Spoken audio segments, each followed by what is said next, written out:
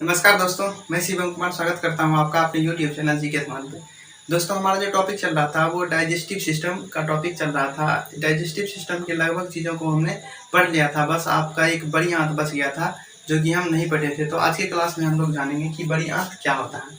तो इसे जानने से पहले हम थोड़ा सा पीछे वाले को एक बार रिविजन कर लेते हैं। देखिए, मैंने आपको बताया था कि मुख गुहा होता है। यहाँ क्या होता है? मुख गुहा। देखिए, जिस समय भोजन मुख में रहता है, जैसे कि जब हम खाना खाते हैं तो अचानक जब कभी हमारे मुंह में मिर्च आ जाता है तो उस समय जब हम भोजन को उगलते हैं तो वो किस चीज़ का रूप होता है? बोलस का। ये चीज़ मैंने आपको नहीं बताया था। वो किस भोजन किस रूप में होता है? बोलस के रूप में होता है। तो मैंने आपको बताया था कि मुख गुहा जो होता है, मुख गुहा से भोजन का पाचन प्रारंभ होता है। मुख गुहा में हम लोग क्या क्या पढ़े थे? हम लोग मुख गुहा में दांत और 3 जोड़ीदार ग्रंथि के बारे में पढ़े थे, जो कि होता था पैरोटिक ग्रंथि होता था, एक सब मैंडिबुलर, एक सबलिंगुअल था। उसके बाद हम लोग पढ़े थे ग्रास नली यानी ओएसोफेगस को। और मैंने आपको बताया था कि ग्रास नली में किसी भी प्रकार की पाचन की क्रियाएं नहीं होती है, बल्कि इसमें एक मतलब महत्वपूर्ण क्रियाएं होती है, जिसे कि हम लोग कहते हैं क्रमानुकुचन। उसके बाद हमने देखा था अमाशय को। अमाशय को हम लोग 3 भाग में बांटे थे। ये क्या है? अमाशय। इसे हम लोग 3 भागों में बांटे थे, कार्टिलेज, फंटिक और पाइलोरिक। यह है ग्रास नली। ये क्या है? यह है ग्रास नली। यह है अमाशय। ये क्या है? अमाशय। इसे हम लोग 3 पार्ट्स में बांटे थे, कार्डियक, फंडिक और पाइलोरिक। उसके बाद हमने देखा था छोटी आंतों को।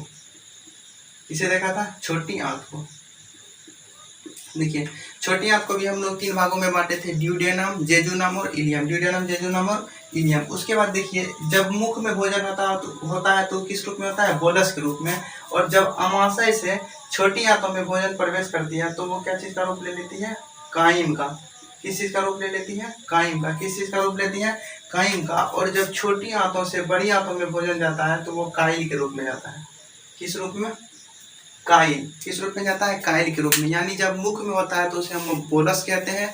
जब छोटी ये अमाशय से छोटी आंत में आता है तो उसे हम काइम कहते हैं। और छोटी आंत से जब बड़ी आंतों में भोजन जाता है तो किस रूप में जाता है? काइल के रूप में जाता है। तो देखिए, ये जो अमाशय होते हैं इसे हम लोग 3 पार्ट्स में बांटे थे, कार्डियक, फंडिक और पाइलोरिक। छोटी आंतों को भी हम लोग 3 पार्ट्स में बांटे थे, ड्यूडेनम, जेजुनम और इलियम।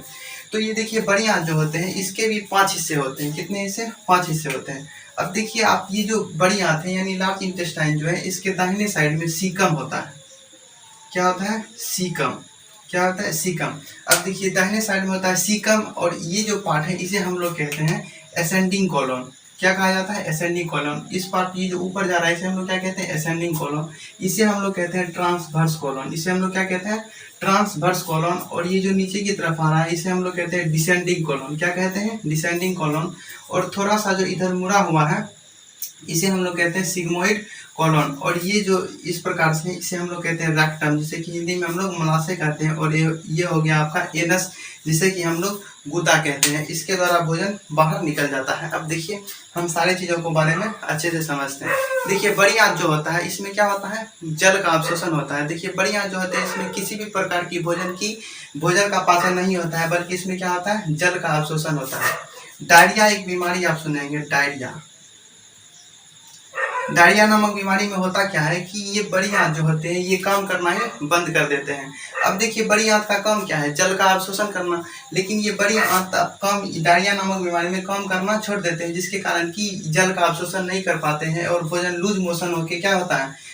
एनस के द्वारा बाहर निकल जाता है। इस बीमारी में, ये बहुत ही खतरनाक बीमारी होता है। इस बीमारी में आदमी मतलब 5 से 6 बार लैट्रिन मतलब हमेशा होते रहता है। बड़ी आंत जब कम करना ही छोड़ देता है, ये जल का अवशोषण कर ही नहीं पाता है, ये लूज मोशन के द्वारा कहाँ बाहर मतलब हमेशा लैट्रिन होते रहता है। तो आप डायरिया को समझे होंगे। अब देखिए, यहाँ जो ये सीकम है, सीकम के नीचे होता है अपेंडिक्स। क्या होता है? अपेंडिक्स। सीकम के नीचे क्या होता है? अपेंडिक्स। देखिए, ये अपेंडिक्स जो होते हैं ये हमारे शरीर का एक अवशेषी अंग होता है। क्या होता है? अवशेषी अंग, वेस्टिएज ऑर्गन होते हैं। क्या होते हैं? वेस्टिएज ऑर्गन। इसे हम लोग इंग्लिश में कहते हैं वेस्टियन ऑर्गन, अवशेषी अंगों को। अवशेषी अंग वो होता है मतलब कि जो हमारे शरीर में होते हैं लेकिन काम नहीं करते, उसे हम लोग क्या कहते हैं? अवशेषी अंग। अवशेषी अंग, इसे हम लोग क्या कहते हैं? अवशेषी अंग। देखिए, ये जब जिस समय हम लोग आदि मानव थे उस समय मतलब अपेंडिक्स हमारे काम आते थे, लेकिन अब नहीं आते हैं। जैसे त्वचा का बाल हो गया, ये भी क्या है? एक अवशेषी अंग है। ये कान का जो ये भाग देखते हैं इसे हम लोग कहते हैं पिन्ना। ये भी हमारे कोई काम का नहीं है, बस मास्क लगाते हैं, चश्मा पहनते हैं, इसमें थोड़ा बहुत काम आ जाता है। उसके बाद मैंने आपको दांत में पढ़ाया था थर्ड मोलर, वो भी क्या है, एक अपेंडिक्स, यानी ये अवशेषी अंग है। क्या है, अवशेषी अंग। ये समझ गए होंगे यहाँ पर क्या होता है, अपेंडिक्स। लेकिन ये पशु जो होते हैं, जानवर वगैरह, उसमें यह एक मुख्य अंग होता है। क्या होता है, यह एक मुख्य अंग होता है। अब देखिए, आप एक नाम सुने होंगे, बिलिरुबिन।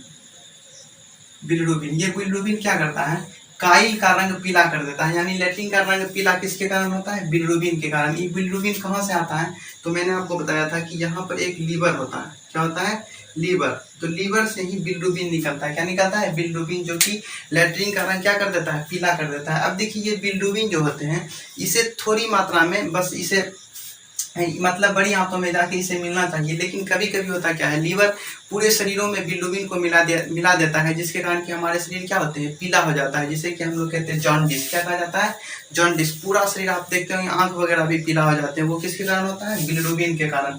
यहाँ समझ होंगे, एक होता है म्यूकस। म्यूकस क्या होता है, म्यूकस। म्यूकस जो होते हैं, वो काइल जो होता है उसको क्या करता है, चिपचिपा बना देता है। क्या करता है, चिपचिपा बना देता है। तो म्यूकस का काम क्या है, मतलब काइल जो भी भोजन इसमें आते हैं उसे क्या करता है, चिपचिपा बना देता है। और बिलिरुबिन का काम क्या है, ये लैट्रिन को पीला कौन करता है, बिलिरुबिन करता है।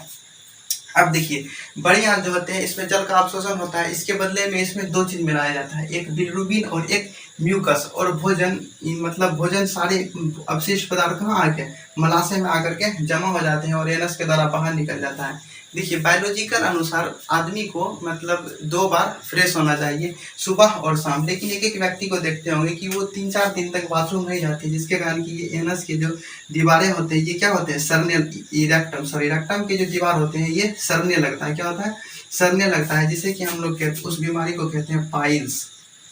क्या कहा जाता है, पाइल्स, यानी इसे बवासीर भी कहते हैं। इस बीमारी को हम लोग पाइल्स कहते हैं। तो ये भी बीमारी बहुत ही खतरनाक होता है। किस कारण से होता है, ये आप समझ गए होंगे। उसके बाद क्या होता है, लैट्रिन एनस के द्वारा शरीर से बाहर निकल जाता है। वो वसा और प्रोटीन को पचाने में बहुत ज़्यादा मुश्किल होती है। अगर किसी भी चीज़ को पचने में बहुत ज़्यादा मुश्किल होती है तो वो क्या है, वसा और प्रोटीन। देखिए, वसा जो होते हैं, वसा ये किस चीज़ में तोड़ेंगे, गिलसरोल में टूटता है। किस रूप में टूटता है, गिलसरोल। फिर उसके बाद किस चीज़ में टूटता है, फैट्रिक एसिड के रूप में टूटता है।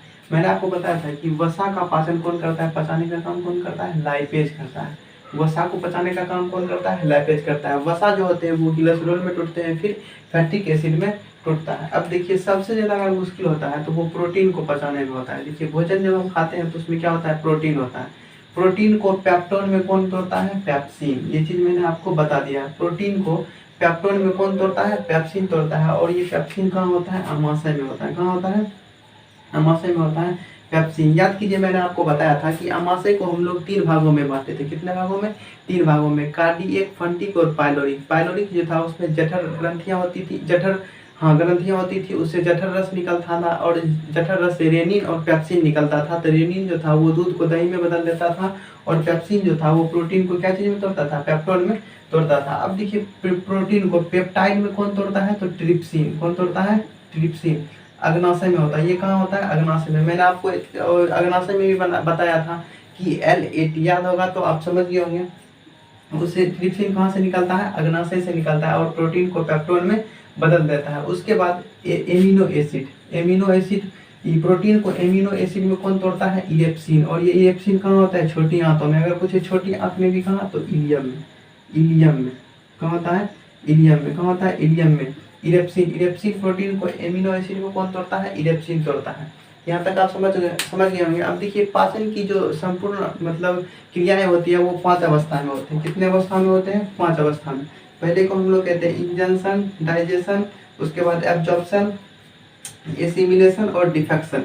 हिंदी में हम लोग इसे कहते हैं अंतःग्रहण, पाचन, अवशोषण, स्वांगीकरण और मल परित्याग। देखिए, इंजेक्शन जो होते हैं, ये भोजन को निगलने की क्रिया को हम लोग इंजेक्शन कहते हैं। इंजेक्शन किसे कहते हैं, भोजन को निगलने की क्रिया को हम लोग क्या कहते हैं, इंजेक्शन कहते हैं। भोजन को निगलने की क्रिया को हम लोग इंजेक्शन कहते हैं। अब देखिए, डाइजेशन, यानी हिंदी में हम लोग इसे पाचन कहते हैं। भोज्य पदार्थों का छोटे छोटे सरल पदार्थों में टूट जाना ही क्या कहलाता है, डाइजेशन कहलाता है। क्या कहलाता है, डाइजेशन। भोज्य पदार्थों का छोटे छोटे सरल पदार्थों में टूटने की क्रिया को हम लोग क्या कहते हैं, डाइजेशन यानी कि पाचन कहते हैं। अब देखते हैं एब्जॉर्प्शन क्या होता है। एब्जॉर्प्शन को हम लोग हिंदी में अवशोषण कहते हैं। पचे भोजनों को कोशिकाएं जब सोख लेती है तो उसे हम लोग क्या कहते हैं, एब्जॉर्प्शन कहते हैं, यानी अवशोषण कहते हैं। पचे हुए भोजनों को जब कोशिकाएं सोख लेती है तो उसे हम लोग क्या कहते हैं, एब्जॉर्प्शन यानी कि अवशोषण कहते हैं। उसके बाद होता है एसिमिलेशन, स्वांगीकरण, हिंदी में हम लोग इसे कहते हैं स्वांगीकरण। पचे भोज्य पदार्थों से ऊर्जा प्राप्त जो होते हैं उसे हम लोग क्या कहते हैं, स्वांगीकरण कहते हैं, यानी एसिमिलेशन कहा जाता है। अब आता है डिफेक्शन यानी मल त्याग। पाचन के बाद पचे हुए अवशिष्ट पदार्थ को बाहर निकालने की क्रिया को हम लोग क्या कहते हैं, मल त्याग कहते हैं, यानी कि डिफेक्शन कहते हैं। तो ये कुछ बढ़िया आपसे रिलेटेड बातें थी जो कि मैंने आपको बताया। मिलते हैं हम लोग अब नेक्स्ट